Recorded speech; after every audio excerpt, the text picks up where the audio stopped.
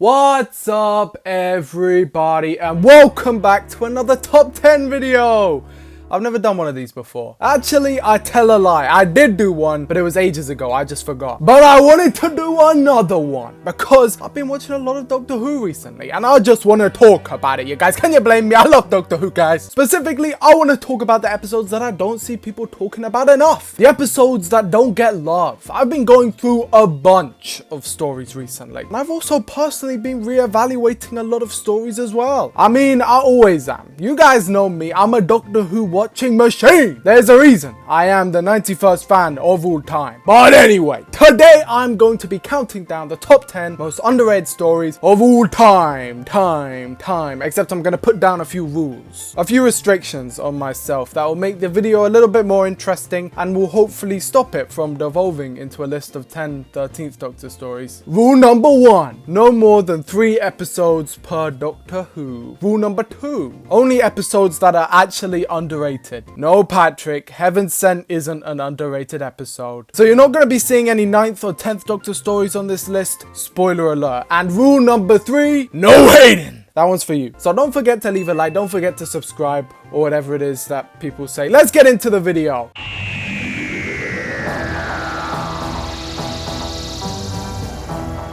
Number 10, the Crimson Aura. Okay. So I think, first things first, I feel I need to constitute what makes an episode underrated. Of course, I am not psychic, so I do not know what everyone is feeling all the time. But what I do have, in my opinion, is a pretty good understanding of what the community at large thinks about episodes, and what I think about episodes, and why I think what I do about the episodes that I think about. Does that make sense? And basically, the way I judge how underrated a Doctor Who episode is in the disparity in my approximation and other people's approximation. So the gap in between, that's how underrated it is, okay? Now, of course, if I were to do this without any rules, any restrictions, every 13th Doctor story would be included in here, because even some of the best stories of the past 10 years are apparently actually terrible because bad writing. If only there was a video talking about that. But anyway, the point of those rules that I put in place was so that I wouldn't actually spend the whole video talking about that, because I've already talked about it. There's already a video on the channel and I don't want to talk about it anymore yet.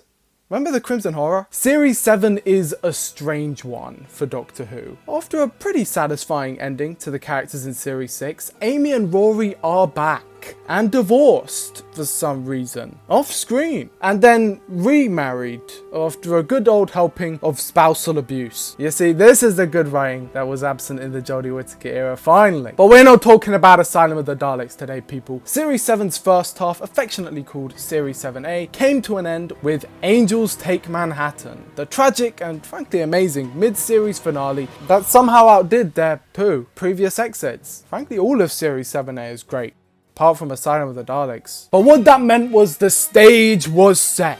A depressed fraud, the 11th Doctor, a new mystery box, this Clara woman, and an all-new set of fun times to lead us up to the 50th anniversary. What could go wrong? Well, simultaneously, nothing and a lot. Does that make sense? Series 7B is the second half of Series 7, released 3 months after the Christmas special and 6 months after the end of Series 7A, and comprises of 8 stories in total. The through line across all of them being the Impossible Girl story arc, and by that, what I mean is that Clara is in all of them. None of them have anything to do with the arc, except the finale, and all they do is vaguely tease that she's somehow important somehow. This series arc is a flop, despite the idea being pretty cool and the payoff being not too bad. The problem is obvious in that the Doctor has no reason not to be trying to solve the mystery of Clara episode to episode, and yet he just doesn't for some reason. And the Crimson Horror is no exception. This episode takes place in Victorian Yorkshire and features the Paternoster gang. Now, immediately, I remember at the time, my curiosity was piqued because These characters, if you don't know, had already seen a version of Clara before back in the Christmas special, The Snowman, which was an episode I thought was pretty damn cool. I was really excited and ready for finally some payoff to this frankly piss poor mystery box. And what do we get? Absolutely fucking nothing. I think in the end it amounts to 2 lines of dialogue. The Paternoster gang do not interact with Clara whatsoever, and the Doctor does not have any meaningful conversation with any of them, mainly because he's barely in it. Now that I think about it, Series 7B is kinda similar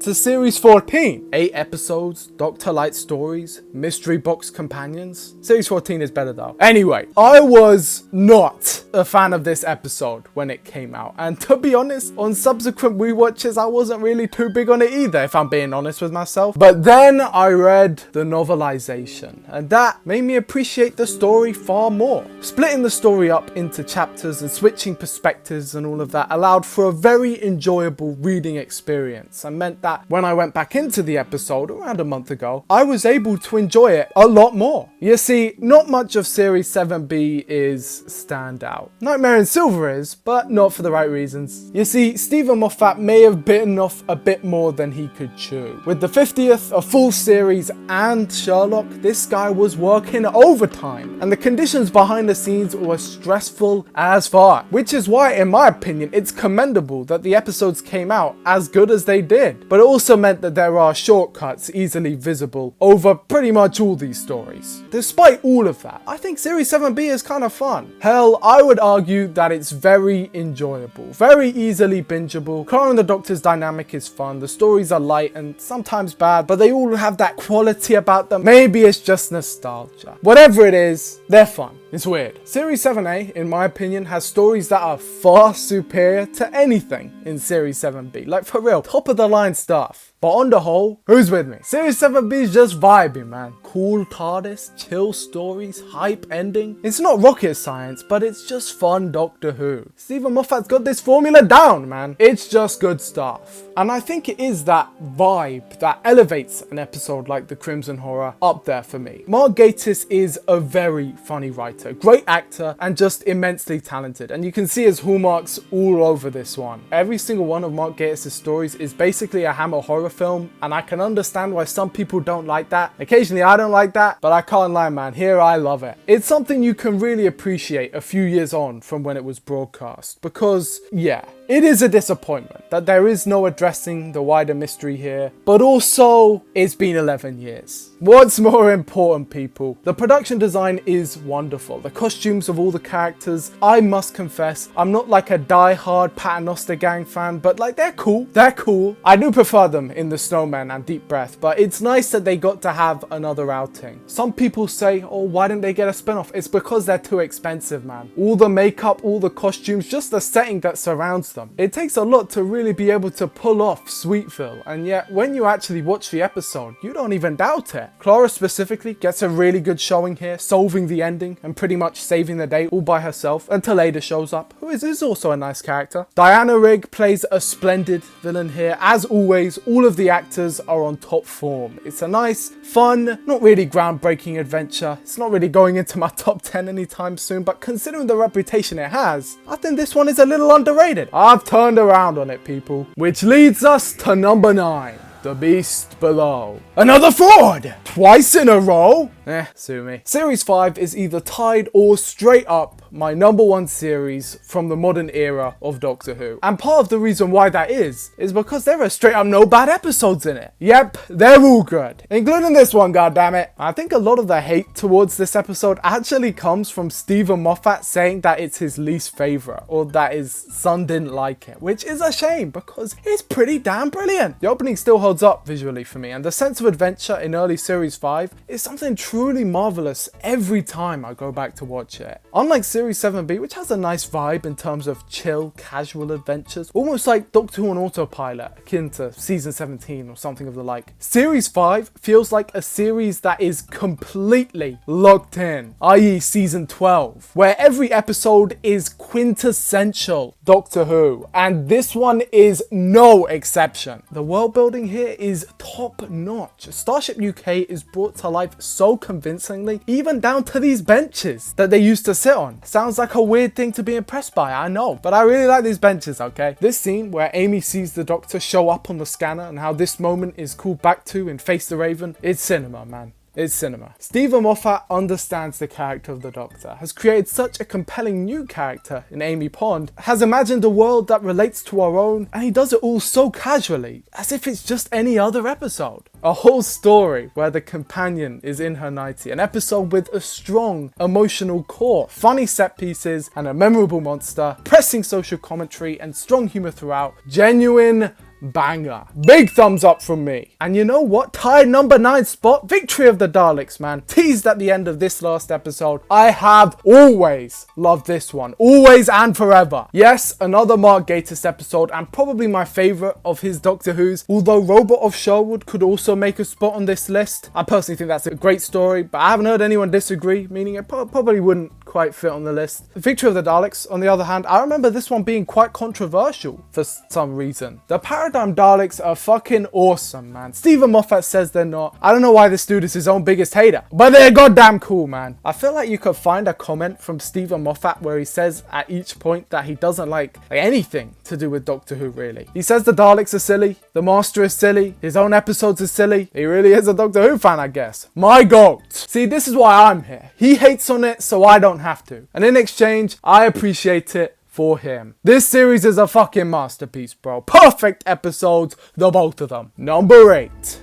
Nikola Tesla's Night of Terror. My Whittaker era pick for the list has to go to probably the most forgotten episode of the entire era. And I can understand why. It is the most standard episode of the Jodie Whittaker era. And if anything, it serves as the perfect representative for that section of the show as a whole. It basically summarizes all of it. Pseudo-historical, lots of fun, focusing on a figure from the past. It's a good episode. Of course, it being an episode featuring Jodie Whittaker, to some people its existence alone is worthy of loathing, but to anyone who can put that all to one side and appreciate a good old Doctor Who adventure, they will find one here. Which is what can be said about pretty much 90% of Jodie Whittaker episodes. I could so easily put Resolution here, you guys don't even know. Number 7, The Web Planet. Let's go back, all the way back to 1964. Season 2 of Doctor Who and hot off the heels of The Romans. An incredible, hilarious adventure taking place in 64 AD. We've been miniaturized, stranded, even caught right in the middle of a Dalek invasion. Where else could we land next? Doctor Who decided to create its most daring story yet. An adventure akin to many sci-fi comic strips at the time, or Flash Gordon, Forbidden Planet, an epic across an alien world,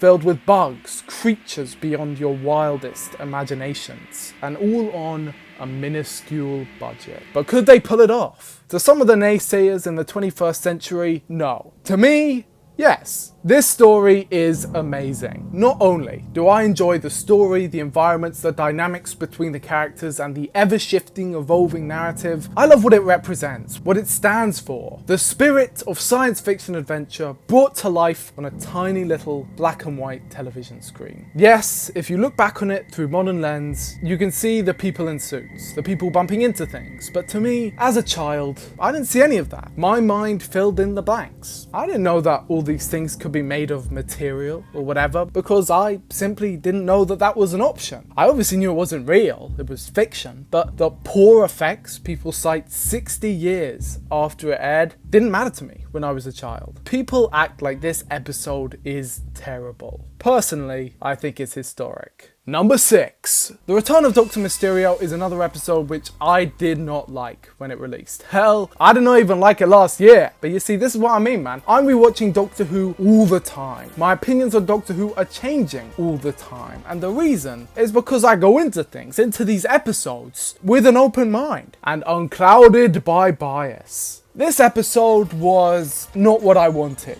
in 2016. As a Dragon Ball fan, in 2016, I did not want Justin Chadwick to be in my Doctor Who. I did not want a superhero movie in my Doctor Who. But as with the Crimson Horror, time heals all wounds. Now I see my dislike of Justin Chadwick as cringe, and I've liked him for several years now. It's not his fault that that movie's terrible. And on the superhero angle, it took me a little while, but I think I get what they were going for. Its production values are not all that. I remember at the time being very unimpressed, but I I don't know, man. Looking back, I think they brought New York City vibrantly to life. This could be its very own CW TV show. Now, is that a compliment? I think it depends. Are we talking series 1 to 3 Flash or series 7 to 9 Flash? I'm thinking series 3 Flash. Am I wrong? What we're saying, everyone. Peter Capaldi, as always, is on top form. He is simply the Doctor. He has never been bad in any episode of the show ever. And here he has many moments to shine. My favorite being, You think this is over? Yeah. what a badass. Sometimes they give him the most stupid lines, but every time he still manages to pull it off. My king! So yes, I've come round to this one. I get why people don't like it. I think there's a lot not to like, but I find it funny. I think it has heart, and although I was definitely not a fan at the start, or actually until quite recently, I can officially say I have come round to this episode. Until I watch it again and my opinion inevitably changes. Let's move on. Number 5. Wonder what you guys are going to think of this one. Paradise Towers. Season 24. You guys know what I think about this one. I don't think I have hidden the fact that it's my personal least favourite series of Doctor Who, featuring my least favourite episode of all time, Delta and the Bannerman, and another one that's up there in Time and the Rani. This season is sad. It just feels sad to me. But I think it goes to show how special Doctor Who is, that even in its darkest times, its worst series, there's still always a banger hidden in there. Dragonfire is okay, in my opinion, but Paradise Towers? They fucking cooked. Rarely did I see the vision in season 23 and 24. I did sometimes, but rarely. Now is one of these times. Everything just clicks here for me. Perfect amount of 80s cheese, hilarious villain, great location, charmingly cheap, and the 7th Doctor and Mel are both amazing here. But what counts for me is the incidental cast of the episode. Never underestimate how large a factor these play into episodes. Usually, these are the make or break of every story, and here they are exquisite. Pex is my favourite, with his terrible prop gun, abrupt sacrifice, and hilarious cut to his funeral. It just works, man. I don't think that this story is good for season 24, but I genuinely think that this is just a good episode. Fellow caretakers, you know who this is. This is the great architect returned to Paradise Towers. Bid him welcome. All hail the great architect. All hail. All hail the great architect! What should we do with him now, then, Chief? Kill him. Number 4. Knock knock. I feel weird including so many episodes from the Moffat era. I've said in the past many times that it's my personal favourite of the modern show, but on a list talking about underrated stories, I just wouldn't think it would show up as much. I don't think many people dislike this era anymore. If anything, I would say some of these series are starting to get a little overrated. But with that said, regarding this episode in particular, I see no discussion surrounding it in the fandom. None whatsoever. Even amongst series 10, it seems to be the least mentioned. No one really has a lot to say about it, except me, because I have stuff to say about every Doctor Who episode. And most things surrounding this episode, I will say, are positive. It's a sleeper hit, in my opinion, and a genuine contender for one of the best episodes of series top 3 at least. It's a classic, man. I love this episode. Those of you who watch my original series 10 tier list would know that I rated this episode very highly. Of course, a lot of those tier lists, my opinions have just totally changed since then. I know. A lot of YouTube commenters think it's impossible for people to change their mind, but I'm the type of guy who changes his mind basically midway through uploading the video. So the point is, this episode is amazing in my opinion. Haunted house, creepy kills, wonderful alien design, great twist, and what a performance from David Suchet. He kills it, man. His dynamic with the ever perfect Peter Capaldi knocks it out of the park every time. Around a year ago now is when I developed my love for this episode, and while yes, I have noticed the flaws on rewatch, it isn't a perfect episode. To me, this one is certainly very good and much better than its reputation would lead one to believe. A worthy story, in my opinion, to bear the label of underrated. Number 3. Space Babies. And yeah, this one's on here too. Space Babies is the latest season opener for Doctor Who and somehow one of the most hated episode in the show's history. Just ain't that bad, gang. Putting an episode so recent on here may feel like cheating, but it's my list, so what are we gonna do? I said it before, I'll say it again. These lists are always in flux, so don't expect the same list in a year's time. I'm rewatching things, yada yada yada, you guys already know. But for the amount of sheer hate this episode received compared to its genuine actual quality, I hate to break it to you, but the episode is a good episode. Hopefully people go back for themselves to check this one out and find themselves enjoying it a bit more because, I mean, did we watch a different show or something? Goddamn. It's got humor, it's got heart, it's got hype at the end. Just good Doctor Who, innit? People getting mad at it because it's silly. Have a laugh, man. It's fun. We gotta have the light stuff at the start so we can get to the depression later. I said in my previous video that when this episode aired, it was the most hate I've ever seen Doctor Who receive in my life. And to be honest, I stand by that. So it is what it is. I've got to be real and give a place on this list to the one and only Space Babbies. Bogeyman!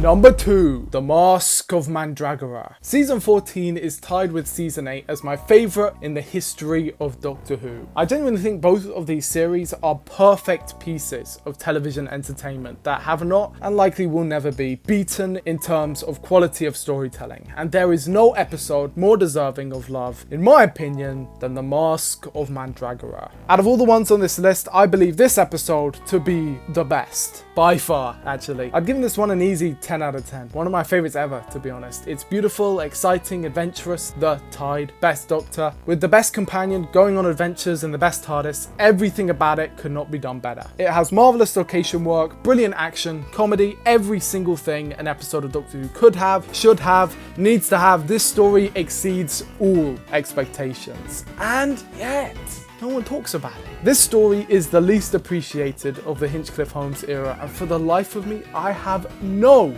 idea why. I think it must be the lack of appreciation overall for historical stories, especially in the modern age, where it appears, sadly, most people's interest in history extends to World War II, and that's about it. This story really deserves more love. It's one which I could just watch again and again and again, probably forever. This is one, you know how they have those thought experiments if you're on a desert island and you could only have a few DVDs? This is one of those episodes that I would take with me to that desert island. It would be this episode, Terror of the Autons, and probably like Resurrection of the Daleks. Maybe Logopolis. I'll have to think about that. Anyway, with all that said, let's move on to number 1.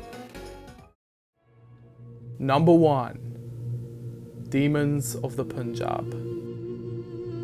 Demons of the Punjab may not be as good as The Mask of Mandragora, but it is still an S-tier episode. It isn't an exciting, action-packed adventure. It's more of a slow, somberly retreat. A group of people who you know it will not end well for. A time period mostly untouched by other TV shows or books coming out around the time. A deep, complex, and personal story. Emotional, genuinely emotional, and incredibly well written. One of my favourite soundtracks for an episode in the modern era. It's beautiful. Simply beautiful in everything, from its messaging to its presentation. It even manages to be funny sometimes too. It has that small hook, a mystery in inverted commas that in the end doesn't really amount to much because it doesn't matter. The science fiction aspect of the story is by far the least noteworthy. It is very important to the greater themes of the episode in such a poignant and touching scene at the end, but the real compelling factor of the episode is this real,